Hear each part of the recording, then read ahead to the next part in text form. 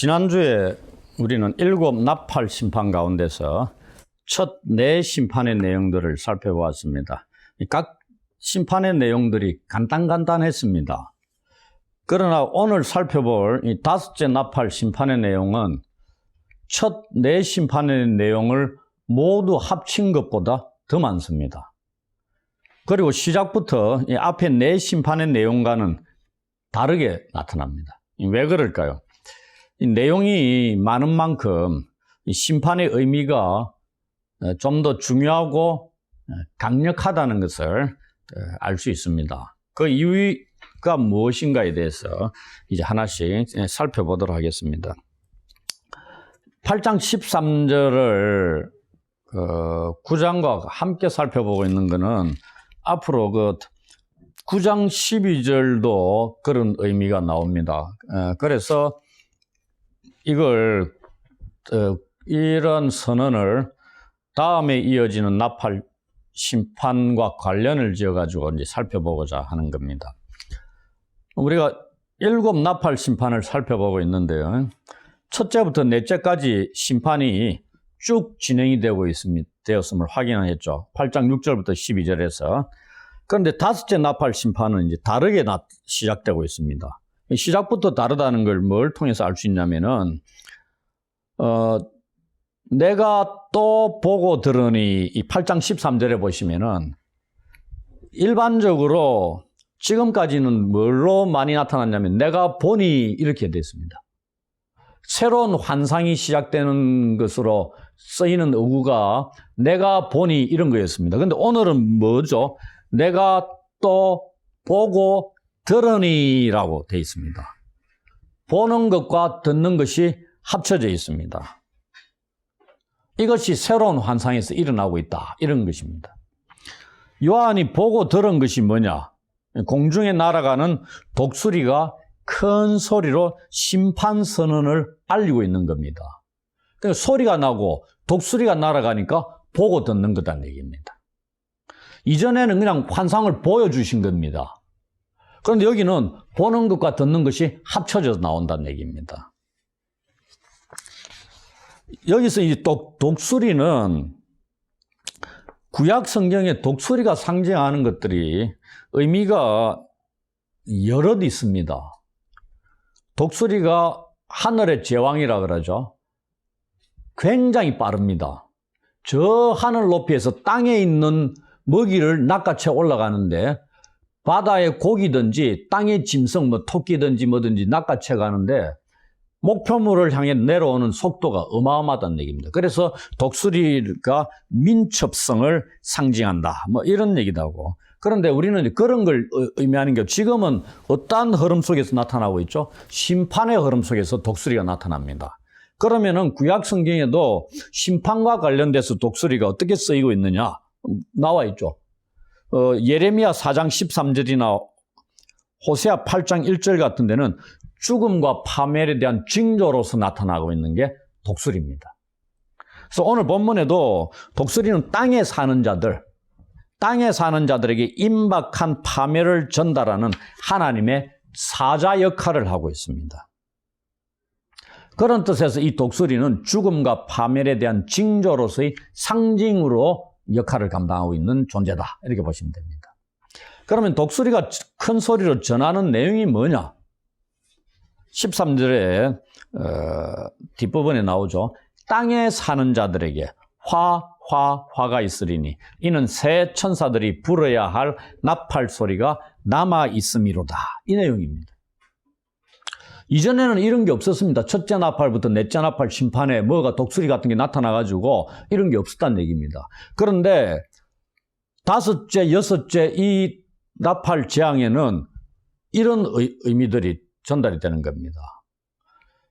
독수리가 땅에 사는 자들에게 화를 선언하는 것은 5째, 6째 이후의 심판의 강도가 앞에 있었던 이 4번의 심판보다 훨씬 더 강할 것을 암시하고 있는 겁니다. 첫 4심판의 직접적인 심판의 대상이 누구죠? 자연 피조물입니다. 그런데 지금부터 진행될 이 심판 진노의 대상은 땅에 사는 사람들입니다. 이 땅에 사는 자들은 요한계시록에 10번 나옵니다. 전부 다 내가 누구라 그랬죠? 불신자들, 하나님을 대적하는 세력들, 짐승을 따르는 자들, 성도들을 반대하고 핍박하고 박해하고 죽이는 자들, 이들이 땅에 사는 자들입니다. 요한계시록에 나오는. 그러니 이들이 심판의 대상입니다. 하나님이 성도들의 기도를 들으시고 이들에게 보복하시는 겁니다. 그게 심판으로 나타난다, 이렇게 보시면 됩니다. 그래서 성도들을, 핍박과 환난 가운데 있는 성도들을 위로하는 겁니다. 너희들은 복수하지 말라는 얘기, 우리가 그러죠. 복수는, 원수 갚는 것은 하나님께 있다는 얘기입니다. 이제 9장으로 넘어가서 첫째 화 혹은 다섯째 나팔 심판입니다.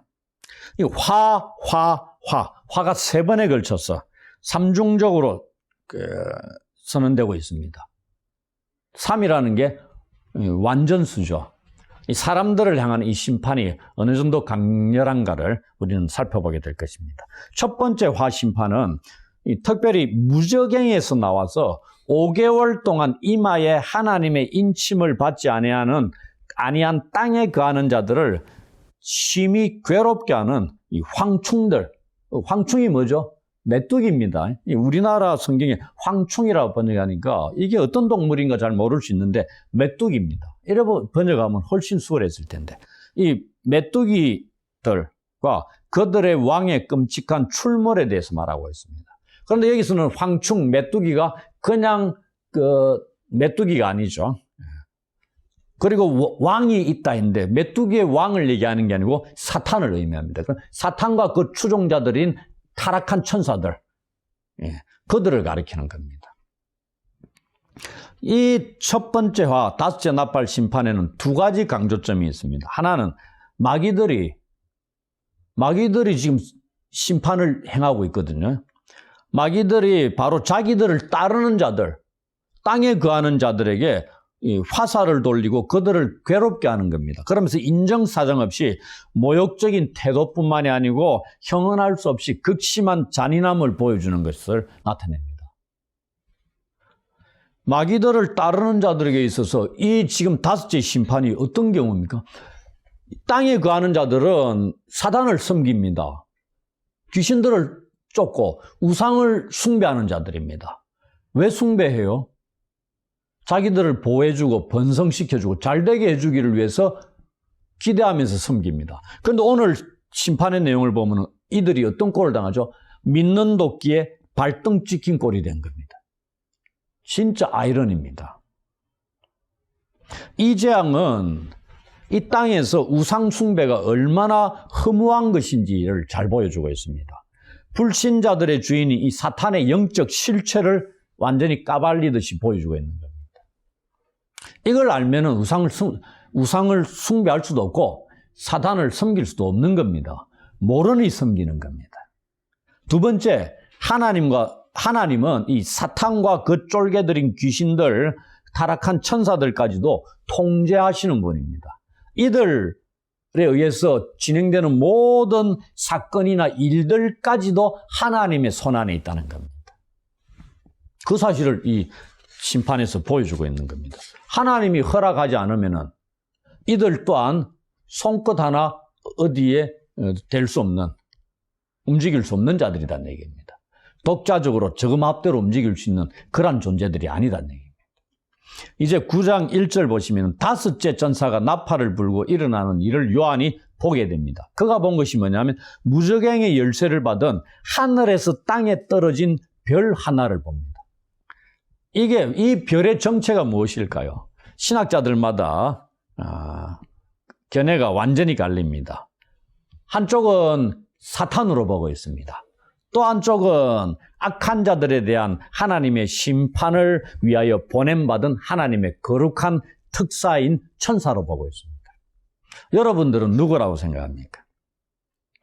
저는 후자로 생각합니다. 하나님의 심판의 목적을 수행하는 거룩한 천사 중에 하나라고 보고 있습니다. 왜냐하면 지금까지 첫째부터 그 다음에 심판, 계속 지금 심판에 대해서 살펴보고 있고 심판의 수행자들이 누굽니까? 천사들입니다. 그들이 악한 천사들입니까? 사탄이 수행자가 나타난 게 있습니까? 없습니다.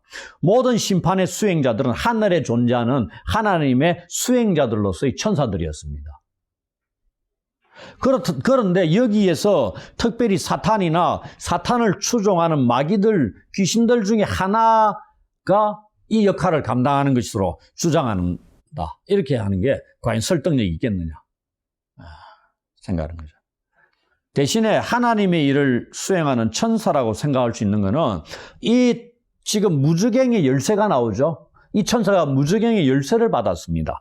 계시록 20장 1절에 보시면 무저갱의 열쇠를 갖고 하늘로부터 내려온 천사에 대해서 언급이 있습니다.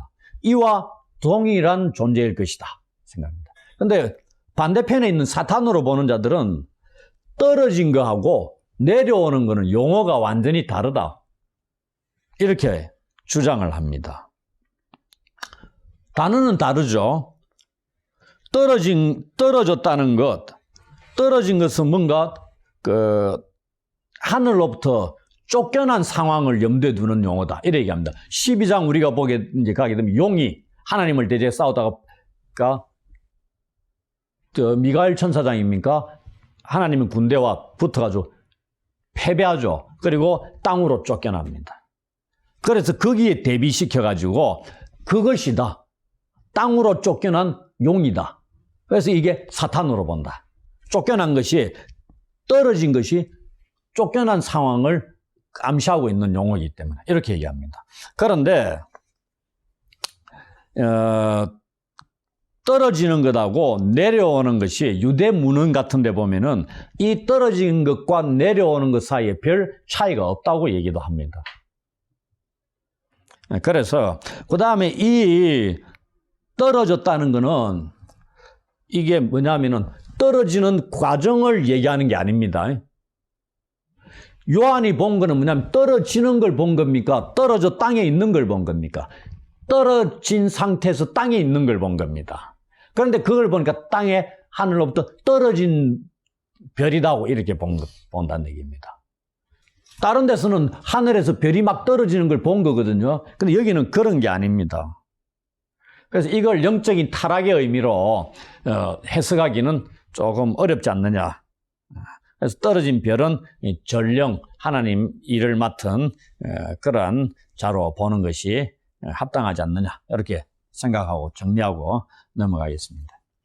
이 천사가 무저갱의 열쇠를 받았습니다. 이 받았다는 것은 요한계시록의 에도테라고 신적인 수동태입니다. 하나님에 의해서 주어진 그겁니다. 지가 뭐 어디 가가지고 가져온 게 아닙니다. 받은 겁니다. 무엇을? 무저갱의 열쇠를. 그 무저갱이 어떤 곳이냐? 성경에 몇 군데 나오죠. 이 무저갱이라는 거는 창세기부터 나옵니다. 창세기 1장 2절에 보면 깊음 위에 있다. 이런 얘기 나오죠. 그게 히브리어 테홈에 해당되는 게, 우리가 이 무저갱, 이렇게 번역을 안 해도 됩니다. 아비소스, 이렇게 그냥 그대로 헬라어 그대로 보는 게 낫지 않느냐. 이 무저갱, 헬라어로 아비소스는 깊이가 없는 겁니다. 떨어지는데 깊이가 없어요. 한없이 떨어지는 것이죠. 바닥이 없는 겁니다. 무한한, 이런 의미를 나타내는 겁니다. 그래서 무한한 공허 혹은 지하의 숨겨진 영역을 말하는 데 사용됐습니다. 여기에 삼청천 우주관이 배경이 되고 있습니다. 삼청천이 뭐죠? 하늘, 땅, 바다 혹은 하늘, 땅, 지하, 이렇게 그 당시 우주를 그렇게 본 겁니다. 이곳에서 마귀를 상징하는 수많은 메뚜기 떼가 나오고 있습니다. 그 다음에 계시록 20장 1절 3절에 보면 이곳에 사탄이 1000년 동안 갇히는 장소입니다. 그리고 계시록 11장 7절 17장 8절에 보시면 두 증인을 죽인 짐승이 올라오는 장소입니다. 따라서 이 무저갱이라는 것은 악의 세력을 위한 한정된 형벌의 장소입니다. 한정된 형벌의 장소입니다. 그럼 영원한 형벌의 장소는 어디죠? 계시록 19장 20절, 20장 15절 등등에 나오는 불못입니다. 조금 구별이 되겠죠. 이 천사가 무저갱이 열쇠를 받아 땅에 내려와 있는 걸 요한이 보았다 돼 있습니다. 그럼 땅에 떨어진 이 별이 무슨 일을 하느냐? 그가 받은 무저갱이 열쇠로 무저갱을 엽니다. 그랬더니 그 구멍에서 큰 화덕이 뭐죠? 이 화덕 하니까 감이 좀 옵니까? 구약의 다니엘서 같은 풀무입니다. 그 다음에 오늘날 용어로 뭐겠어요? 용광로입니다. 이렇게 번역해도 될 텐데, 하여튼 화덕의 연기 같은 연기가 올라오며 해와 공기가 그 구멍의 연기로 말미암아 어두워져 버렸습니다. 여기서 하나님의 심판과 관련해서 화덕, 용광로, 풀무에서 올라오는 연기에 대한 예를 우리는 저 구약 성경에서 찾을 수 있습니다. 어디? 소돔과 고모라의 멸망을 온 지역에서 연기가 옹기가마의 연기같이 치솟은 것으로 묘사하고 있는 창세기 19장 28절에서 볼 수 있습니다. 이것은 하나님의 진노와 이말 파멸에 대한 징조로 나타나고 있는 현상입니다. 그 구멍에서 나온 연기로 말미암아 어떤 일이 벌어졌냐면 해와 공기가 어두워졌습니다. 이 연기 가운데 그 다음 구절 보시면은 황충이 땅 위로 쏟아져 나왔다고 됐으니까 그 연기 속에 뭐가 가득 찼다는 얘기입니까? 메뚜기 떼가 가득 찼습니다. 그래서 이 어둠의 배후에 이 황충이 있다는 걸 알 수가 있습니다. 메뚜기 떼가 너무나 많이 셀 수 없이 엄청나게 몰려들어 해와 달이 캄캄하며 별들이 빛을 거두게 되었다는 게 요엘서 2장 10절에 기록이 되어 있습니다. 이걸 우리는 떠올릴 수가 있는 겁니다. 이 요엘서 2장이 오늘 본문을 이해하는데 핵심 배경 역할을 하고 있습니다. 이 황충, 메뚜기 재앙은 요엘서뿐만이 아니라 또 어디에서 나오냐면은 출애굽기에 애굽에 내린 8번째 재앙이 메뚜기 재앙입니다. 그게 뭐라고 기록되냐면 애굽에 내린 메뚜기 재앙이 애굽 역사상 전무후무한 최악의 사건으로 묘사하고 있습니다. 아니 뭐 메뚜기가 쳐들어왔는데 뭐 전무후무한 그 기록이 그래 됐다 이 말입니다. 어느 정도 비참한 결과를 낳았느냐 알 수 있겠죠. 이러한 메뚜기 재앙이 수천 년 전 과거의 일만으로 그치는 게 아니고 오늘날 현재의 기록에도 많이 나타납니다. 예를 들면 1915년 팔레스타인에도 일어났습니다. 한 100년 전에. 당시 엄청난 수의 메뚜기 떼가 5일 동안 날아다녔습니다. 하늘을 뒤덮었습니다. 그래 하늘이 캄캄해졌다고 기록에 나와 있습니다. 하늘이 캄캄할 정도니까 메뚜기 떼가 하늘을 완전 뒤덮었다고 보시면 됩니다. 그리고 1866년 알제에서 길이가 6.5km, 두께가 30m에 달하는 이 메뚜기 떼가 나타났답니다. 여러분들 6.5km면 눈으로 확인이 다 됩니까? 그러니까 흉년이 임해가지고 20만 명의 사람들이 죽었답니다. 이거 외에도 국민일보 2020년 2월 18일자 우리나라에도 보도가 된 메뚜기 떼, 미국의 메뚜기 떼 사건도 나타납니다. 메뚜기 떼가 12조 5천억 마리 다녔답니다. 이거 어떻게 살렸는지 모르겠지만 농경지를 습격해가지고 1870년대인데 현재 가치 6조 원의 피해를 줬답니다. 미국 서부의 로키 산맥 동쪽 일대에 나타나가 어마어마한 피해를 줍니다. 이게 가끔씩 나타났다 이 말입니다. 누가 이런 일을 하겠습니까? 하나님의 허락 아니면은 이런 일이 일어날 수 있습니까? 그 우연히 일어났다. 그때 뭐 자연현상이 그렇게 딱 아구가 맞아떨어져가지고 메뚜기 떼가 그 지역에 그냥 출몰했다. 이렇게 해석하면 안 됩니다. 이 계시록이 말씀하고 있잖아요. 하나님의 손에 의해서, 하나님의 허락하에서 진행되는 것이다. 이 얘기입니다. 이처럼 메뚜기 떼는 종종 하나님이 보내신 군사적인 심판을 묘사하는 데 사용이 되고 있다. 이 말입니다.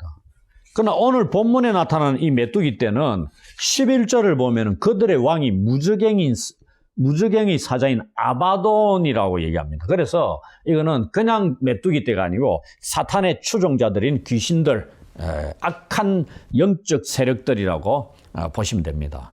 그들은 땅에 있는 정갈의 권세와 같은 권세를 받았다 되어 있습니다.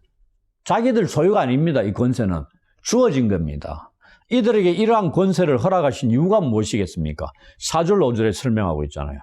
그들에게 이르시되 땅에 풀이나 푸른 것이나 각종 수목은 해하지 말고 오직 이마에 하나님의 인침을 받지 아니한 사람들만 해하라 하시더라.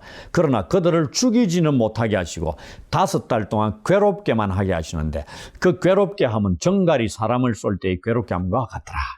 이게 그들에게 이 권세를 하나님께서 허락하신 이유입니다.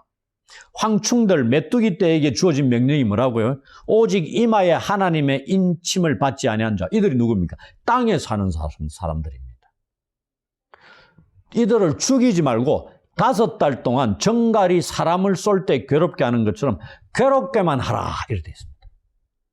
그러니 괴로움이 고통이 극에 달아도 죽을 수 없다 이 말입니다. 이 5달이라는 게 5개월인데 이게 무엇을 의미하느냐 이것도 의견들이 분분합니다. 그런데 쉽게 생각하십시오. 5달이라는 것은 한정된 기간이다 이렇게 보시면 됩니다. 무한한 그 기간이 아니고요. 일정 기간인데 왜 하필이면 5달이냐 뭐 그거는 잘 모르죠. 그런데 이 지금 팔레스타인을 배경으로 보면은 이른 비와 늦은 비가 일어나는 요 사이가 4월부터 8월입니다. 이 팔레스타인의 건기 기간입니다. 비가 안 오는 기간. 여기 5개월입니다. 4, 5, 6, 7, 8. 이렇게 보기도 합니다. 일단 한정된 기간이다. 그래만 보시면 됩니다. 그리고 정갈이 어떤 놈인지 아시죠? 그 톡 쏘면은 독성이 있습니다. 한 방에 바로 죽을 수도 있지만 고통이 심하게 하는 그 정도입니다. 그래서 이 구약의 장 같은 데서 이 메뚜기 떼가 하는 일이 뭐죠? 사람을 괴롭힌 게 아니죠. 주로 풀, 채소, 수목 이런 걸 휩쓸고 간 존재입니다. 근데 오늘 그거는 손도 대지 말고 생각해 보십시오. 메뚜기 떼가 날아가면 자기가 먹는 게 원래 먹는 게 풀이나 이런 건데 그거는 손도 대지 말고 이마에 하나님의 인침을 받지 않은 그런 사람들만 탁 쏘라 이 말입니다. 괴롭게 하라. 이게 메뚜기 떼나 인위적으로 가능하겠습니까? 하나님 손 안에서 움직이는 것들입니다. 그래서 하나님, 이게 지금 귀신들, 사탄의 추종자들이라 그랬죠. 이 사탄이나 사탄의 추종자들은 이 마귀들의 모든 활동은 하나님께서 허락하셔야만이 가능하다는 걸 또 한 번 확인하고 있습니다. 그들은 결코 독자적으로 하나님과 상관없이 움직일 수 있는 자들이 안 된다 이 말입니다. 그리스도인들을 괴롭히는 것들 또한 지금 앞대로 할 수 있는 게 아니다 이 말입니다. 하나님이 허용하지 않으면 우리의 털끝 하나도 손대지 못하는 자들입니다. 그날이 어떤 날이죠? 한 5개월 정도죠. 그날에 땅에 사는 사람들의 고통이, 괴로움이 얼마나 심했던지 죽고 싶어도 죽을 수가 없었습니다. 이 괴로움, 고통이라는 게 어떤 의미냐면은 이 용어가 고난에 대한 가장 강력한 뜻을 지닌 용어랍니다. 고통과 괴로움으로 인한 혹독한 아픔을 의미하는 단어가 이 괴롭게 한다는 이 용어입니다. 바사니스모스라는 이 헬라어인데 그런 의미입니다. 그러니 이 고통, 정갈이 쏘는 그 고통으로 인해 사람들이 죽기를 원했다 돼 있다는 얘기입니다. 그 죽기를 구하여도 죽지 못했다. 그리고 죽고 싶어도 죽음이 그들을 피하여 갔다 돼 있죠. 이 피하여 간다는 게 뭐냐면 현재 시제인데 계속적으로 도망간다는 얘기입니다. 내가 죽음을 잡으려고 하는데 따라가잖아요. 근데 그 죽음이 계속 나로부터 도망가는 겁니다. 그럼 잡을 수 있다 없다? 없다는 얘기입니다. 여기에 의미 있는 담겨 있는 게 뭐냐면 죽고 싶다는 게 뭐죠? 자살하는 겁니다. 내가 죽고 싶은 거는 내가 죽는 거잖아요. 고통이 심하니까 가끔씩 자살하는 사람들이 있습니다. 견디지 못해가. 그 얘기입니다. 근데 자살을 시도해도 죽음을 붙잡아 자살을 시도하려고 해도 그 죽음이 나로부터 계속 도망쳐가기 때문에 내가 죽을 수 없다 이 말입니다. 이 용어가 피하여 간다는 용어가 그런 의미입니다. 기가 막히는 거죠. 고통만 극에 달하는 겁니다. 뭘 떠올릴 수 있냐면은 여기서 겪는 죽고 싶어도 죽지 못하고 이 당하는 괴로움은 계시록 20장 10절에 보면 불못 속에 던져져 받는 영원한 고통으로 겪는 괴로움을 미리 맛보는 겁니다. 그래서 이 황충재앙은 지옥의 전조와 같은 형벌입니다. 미리 맛보여주는 겁니다. 5개월 동안 이 고통을 극심하게 당할 겁니다. 하나님께서 그들의 고통의 기간을 엄격하게 5개월 동안만 제한하셨다는 게 이 재앙의 핵심입니다. 이유가 뭘까요? 그들에게 회개할 기회를 주시는 겁니다. 9장 20절, 21절에 보시면 그런데 그들은 회개하지 않습니다. 얼마나 좋은 기회입니까? 지옥의 형벌을 맛보고 난 뒤에 여러분들 지옥에 한번 보냈다가 5개월 동안 고통당하고 끄집어내가지고 이 땅에 딱 던져 넣어 보십시오. 예수를 믿으면은 그곳에 가지 않는다. 그럼 그러면서도 예수를 믿지 않을 자가 있겠느냐? 이거 보니까 어떻게 돼요? 안 믿는다 이 말입니다. 기가 막히죠. 우리 같으면은 하루라도 고통만 당해도 당장 예수를 믿겠죠. 그런데 이들은 안 믿는다 이 말입니다. 사단을 숭배하는 자들, 입맞지 아니하는 자들, 하나님의 인침을 받지 않은 자들, 하나님의 인침을 받지 않은 자들 어떤 자들이 하나님의 소유가 아니다. 하나님의 인침다는 얘기는 하나님의 것이다는 얘기입니다. 하나님의 것이 아니다. 그럼 누구? 사탄의 것이다는 얘기입니다. 생명책이 기록되지 않은 자들입니다. 그러니 이러한 극심한 고통 속에서도 회개하지 않는다는 얘기입니다. 하나님이 기회를 주셨죠.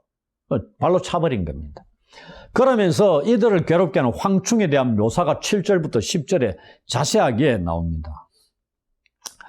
아주 요한계시록에 보면 색다른 묘사 중에 하나입니다. 그래서 우리는 이것을 문자 그대로 받아들일 필요는 없습니다. 내용을 간략하게만 말씀드리면 그 묘사가 7가지로 나타납니다. 7중의 묘사를 하고 있다 이 말입니다. 여기서 7이라는 숫자가 나타나는데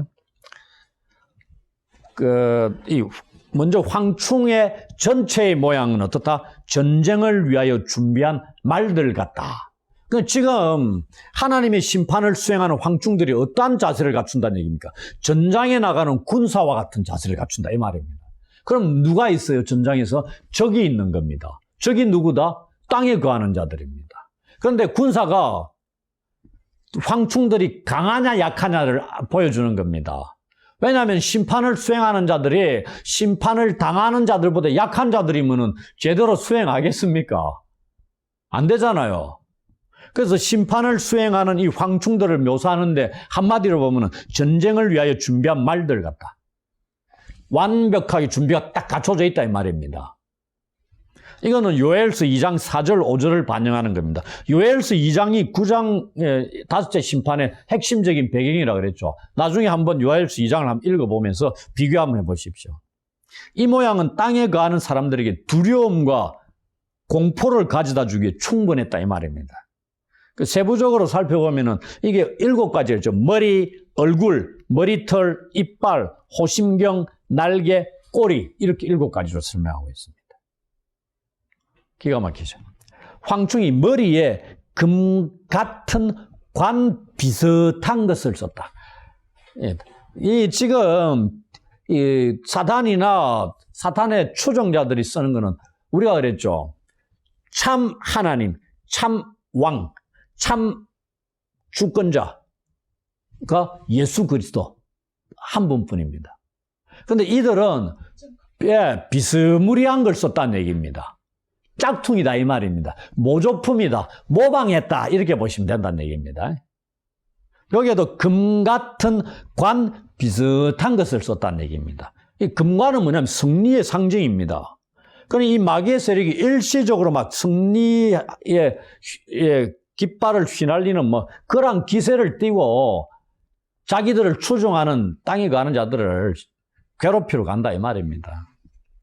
그런 것으로 보시면 됩니다. 그리고 얼굴은 사람의 얼굴 같고 여자의 머리털 같은 머리털이 있다. 완전히 사람과 비슷한 존재다 이 말입니다. 진짜 사람의 얼굴과 머리털을 하고 있는 거죠.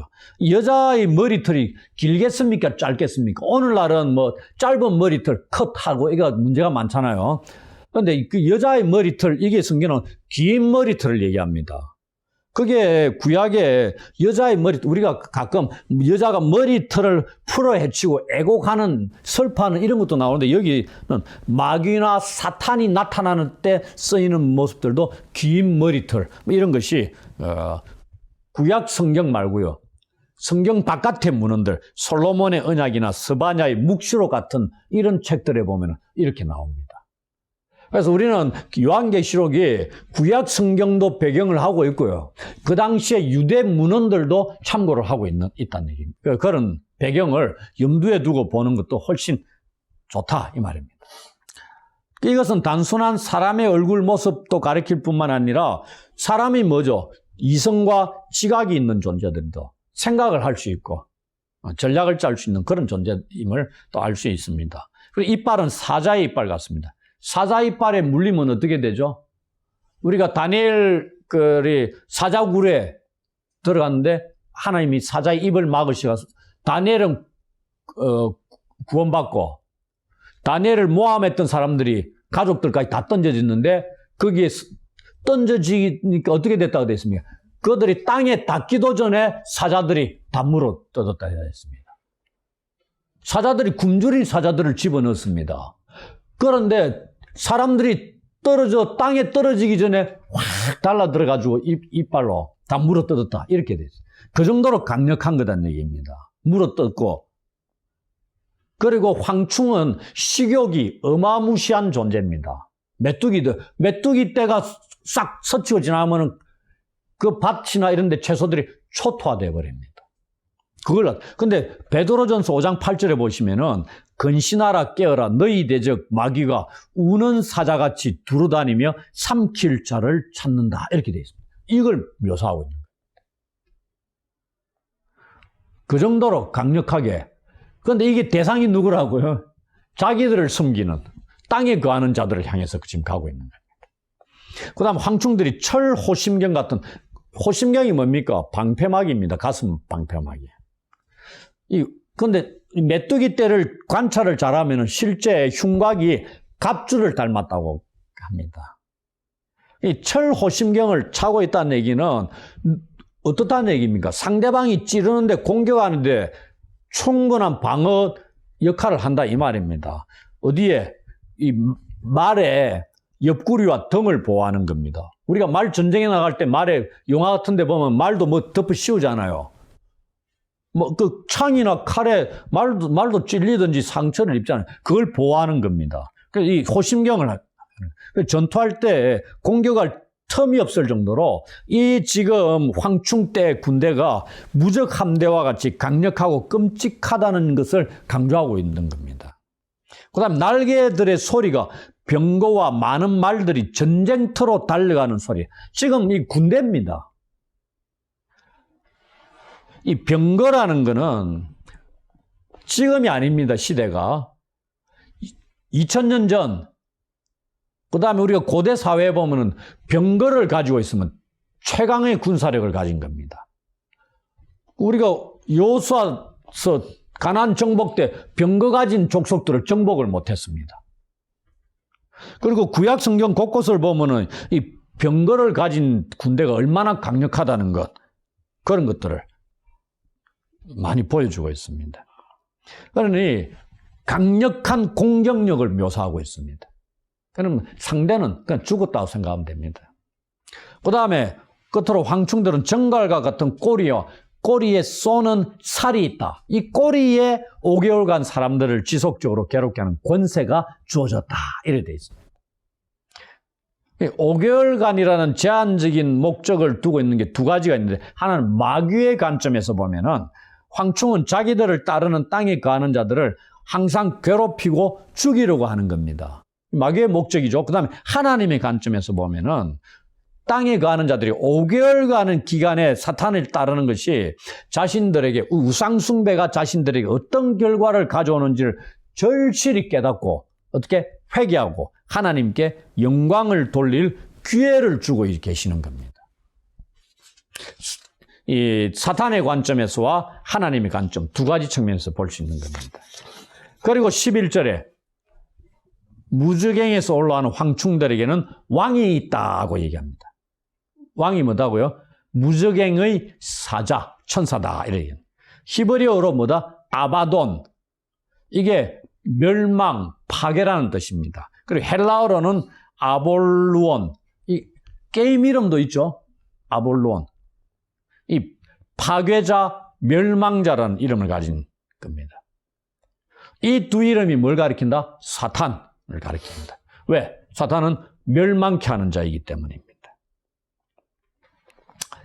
이 아볼론 하니까 이 아폴리온입니다. 누가 떠오릅니까? 아폴론이 떠오르죠. 아폴론이 뭡니까? 헬라의 태양신 아폴론입니다. 그리고 황제들도 신으로 생각하고 그런 배경들. 이 아폴론 숭배의 영적 실체를 보여줄 수 있습니다. 그러니까 우리가 우상을 숭배하는 게 전부 다 뭐다? 사탄과 그 마귀, 귀신들, 쫄개들이 배경에 있다는 얘기입니다. 하나님이 우상의 배경에 있습니까? 아니죠. 시대마다 우상들이 다 있습니다. 그 이면에 각 나라 족속들마다 우상들이 다 있잖아요. 그 곳곳마다 뭐 뒤에 사탄과 그 졸개들, 추종자들이 배경에 있다는 얘기입니다. 그러니 우상을 숭배하는 자들의 결말이 어떻다? 이런 꼴을 당한다 이 말입니다. 그것을 오늘 적나라하게 알려주고 있는 겁니다. 이제 마무리하겠습니다. 사탄과 추종자들인 이 귀신들에 의한 황충 재앙은 5째 나팔 심판입니다. 이마에 하나님의 인침을 받지 아니한 땅에 거하는 자들에 대한 것이죠. 황충들이 사람들을 죽지 못하게 하면서 제한적인 기간에 고통스럽게 하는 것을 우리는 어디서 확인하냐면 복음서에 귀신 들린 자들이 고통당하는 것에서 확인할 수 있습니다. 어릴 때부터 귀신 들린 자들도 있죠. 그 다음에 뭐 오래도록 귀신 들린 자. 근데 죽지 않고 불에도 던져지고 물에도 던져지는데 죽지 않아요. 어떻게만 당합니까? 고통만 당합니다. 군대 귀신자는 무덤에서 거주하는 자입니다. 거기서 거주하면 고통을 당하는 겁니다.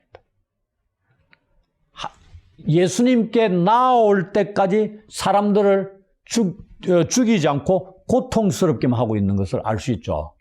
예수님이 쫓아내주니까 이제부터 자유롭게 되는 겁니다. 구원을 입는 겁니다.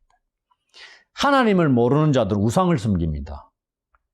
가만히 있는 자들, 중간 과정에 있는 자들, 하나님도 섬기지 않고 우상도 섬기지 않고 그렇게 있습니까? 그런 자 없습니다. 모든 우상들의 배후에는 사탄의 세력이 자리 잡고 있습니다. 그리고 이 세력의 목적은 자기들을 섬기는 사람들을 위하는 것이 아니고요. 오히려 무조건 사람들을 멸망의 길로 인도하고 파괴하는 데 있다는 것을 기억해야 됩니다. 왜? 이 아볼루온, 아바돈, 이게 뭐 하는 자다? 멸망케 하는 자입니다. 멸망케 하는 자가 하는 일이 뭐겠어요? 멸망케 하는 건데 누구를 멸망케 한다? 사람들을 멸망케 한다. 근데 사람들이 누구다? 자기를 섬기는 사람들이다. 땅에 거하는 자들이다. 우상을 숭배하는 자들이다. 그들을 파괴하는 겁니다. 우상을 섬기는 자들은 이 사실을 전혀 알지 못하죠. 결국 그들은 믿는 도끼에 발등 찍히듯 자신들이 섬기는 것에 의해서 고통을 당하고 멸망에 이르게 되는 겁니다. 우리는 이들에게 복음을 전해야 됩니다. 사탄과 악의 실체들에 대해서 사람들에게 알려야 합니다. 우상 숭배가 얼마나 허무한 것이고 어떠한 끔찍한 결과를 초래하는가를 깨닫게 해야 된다는 얘기죠. 그들이 듣고 복음을 듣고 회개하고 주께로 돌아오기를 기대하면서 말입니다. 이러한 일들이 우리의 그리스도인과 하나님의 백성들을 통해서 이 땅에서 지속적으로 일어나게 되기를 주의 이름으로 축원합니다. 아멘.